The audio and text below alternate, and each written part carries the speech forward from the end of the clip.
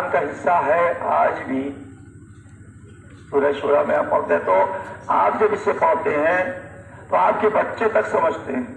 لیکن افسوس تو تب ہوتا ہے کہ اسی امت محمدیہ میں کچھ صاحب علم اس مودت کی آیت کو نہیں سمجھ پاتے، علماء نہیں سمجھ پاتے، حافظان قرآن نہیں سمجھ پاتے. اس لیے اگر سمجھ جاتے تو اسلام کے دائرے میں کوئی انتشار اور اختلاف نہ پایا جاتا. سب سے بڑی دشواری جو ہوئی وہ اس بات میں ہوئی کہ جس نبی کی آل سے مودت کرنا ہے اس نبی ہی تک نہیں پہنچ پایا مسلمان. تو جب نبی تک نہیں پہنچ پایا تو پھر اس کی آل سے مودت کے مرحلے میں کب وہ داخل ہوتا بیچارہ. کیونکہ آج ہم عالم اسلام کو یہ بتاتے ہیں کہ آج نبی کی شہادت کی تاریخ ہے اور اسی کے ساتھ ساتھ ان کے نواسے صدیق اکبر امام حسن کی شہادت کی تاریخ ہے. تو دو شہادتوں میں آپ بیٹھے ہوئے ہیں اور کلاس سے آپ کے بیچ میں یہی عرض کرتا چلا آ رہا ہوں کہ نبی کی آل کی محبت اور مودت، جس کی مودت ہے اس کی بھی شہادت اور جس کی اجر رسالت ہے اس کی بھی شہادت ہے. تو اگر دونوں کو سمجھ لیا جائے کہ نبی کو اگر سمجھ جائے تو ان کی آل کو بڑی آسانی سے آپ سمجھ جائیں گے. نبی نہیں سمجھ میں آیا، اگر نبی سمجھ میں آ جاتے تو کبھی آج ان کے بعد کے معصومین تک پہنچنا کسی کے لیے مشکل نہ ہوتا، بہت آسان ہو جاتا.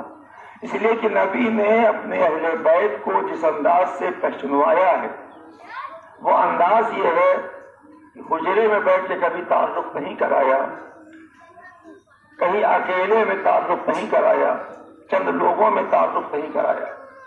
جب اہل بیت کا تعارف کرایا تو کھلے ہوئے میدانوں کے سہارے کروایا، یا جہاں بہت زیادہ مومنین اکٹھا تھے وہاں کروایا. تو آپ جانتے ہیں کہ آپ غدیر کے میدان میں سنتے ہیں حضرت علی کے لیے من کنت مولا فاضل مولا. میدان میں آئے، میدان میں اعلان کیا، حاجیوں کے بیچ میں اعلان کر دیا. عید کے میدان میں حسنین کو کندھوں پہ بٹھا کے چلے. ایک خاموش طریقہ اختیار کیا نبی نے کہ میرے ان شہزادوں کی عظمت کا پتہ ہو جائے انہیں. بس ایک ہی جملہ آپ کو ملتا ہے اس میں کہ کسی نے کہا کہ کتنی اچھی سواری ہے تو نبی نے اظہار عرضی میں کہا کہ تم یہ کیوں نہیں کہتے کتنے اچھے سوار ہیں. جب یہ کہا کیوں نہیں کہتے کتنے اچھے سوار ہیں تو اس کا مطلب تھا کہ سواری کے تعلق میں عید کے میدان میں نہیں جا رہا ہوں، میں سوار کو پہچنوانے اس عید کے میدان میں آیا. تو یہاں کھلے ہوئے میدان میں اگر ایک بیوی کو میدان میں لانا دشوار تھا کہ ان کا کیسے تعارف ہو کہ یہ بھی آل کی مرکز ہے، تو اللہ نے حکم دے دیا ابنانا ابناکم نسانا نساکم انفسنا انفسکم. تو آئے مباہلہ کے ضمن میں رسول ایک وفد معصوم لے کر آئے جس کی مرکز فاطمہ زہرا بنی. اس لیے کہ کوئی کہہ سکتا تھا کہ اہل بیت یا قرابت داروں کی مودت کا اعلان ہے، لیکن اگر اس میں ایک بیوی ہے تو وہ تو پردے کے اندر اور گھر کے اندر تھی، دنیا نے انہیں دیکھا نہیں. اللہ نے کہا ہے میرے نبی میرے حکم سے پردے کے اہتمام سے رسالت اور ولایت کے پہرے میں انہیں میدان مباہلہ میں لے آئیے، جس سے اہل بیت کا وفد میدان میں آ کے مکمل قرابت داروں کا پتہ دے دے. صلوات یعنی اس طرح سے نبی نے تعارف کرایا. جمعے کے خطبے کے دوران، جس میں آج آپ نے جمعہ کی نماز تھی، جمعہ گزرا ہے، خطبے کے دوران حسین کو اٹھا لایا خطبہ خطا کر کے. ظاہر ہے کہ اس پورے عمل میں نبی کا آنا جانا بیٹھنا سب کو متوجہ کرے گا نا. اس لیے کہ اگر کوئی پیش تماز خطبے کے دوران یا مصلی پہ بیٹھا بیٹھا باہر نکلے، سب دیکھیں کہاں جا رہا، آئیں گے تو کہاں سے آئے ہیں، ایک دوسرے پوچھیں گے کہ کہاں گئے تھے، کیوں گئے تھے، کیا ہو گیا، کوئی معاملہ تو نہیں ہے. رسول خدا نے حسین کو مسجد کے دروازے سے اٹھا کے ممبر پر آئے اور ممبر پہ آ کے بیٹھ گئے. اور تاریخ جمعہ یہ ہے کہ اس کے قبل جمعے میں 2 خطبے نہیں ہوتے تھے. خطبے کے بیچ میں بیٹھا نہیں جایا کرتا تھا، سیدھے ایک بار میں خطبہ ہو جاتا تھا، نماز پڑھائی جاتی تھی.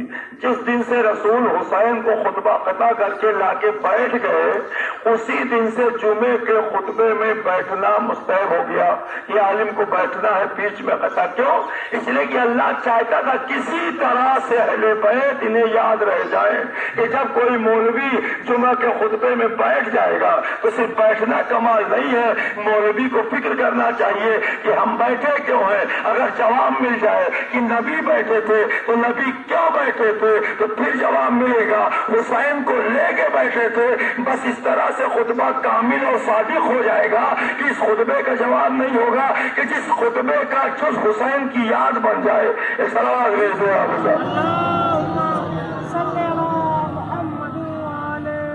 میں نے چند صاحب کہا تو یہ ہے رسول خدا نے کب سے اللہ نے کہا کہ میرے کر دو کہ اہل بیت سے محبت. آپ جانتے ہیں کہ اگر آپ کسی شخصیت کو بہت چاہتے ہیں، عقیدتاً چاہتے ہو چاہے محبتاً، اور اگر وہ انتقال کر جائے تو آپ کی شرافت یہ ہے کہ آپ ان کے بچوں کے قریب جائیں اور بار بار ان کی خبر گیری کریں اور ان کے جا کے پوچھیں بیٹا کیا ضرورت ہے کیا. یہ ایک طریقہ ہے انسانیت کے دائرے میں رہنے والوں کا. تو کیا رسول جیسی شخصیت اگر اس دنیا سے چلی جاتی تو ان کے بچوں کی خبر لینا کیا مسلمانوں کے لیے ضروری نہیں تھا، لازم نہیں تھا؟ پھر اللہ کو یہ کیوں کہنا پڑا کہ ان سے کہو کہ مؤدت کریں؟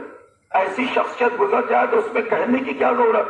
ہر کلمہ گو کی، اچھے کلمہ گو کی یہی پہچان ہے کہ وہ نبی کے بعد نبی کے گھر والوں کی خبر گیری کرے، حال لے، پوچھے کیا ہوا، کیسے ہوا.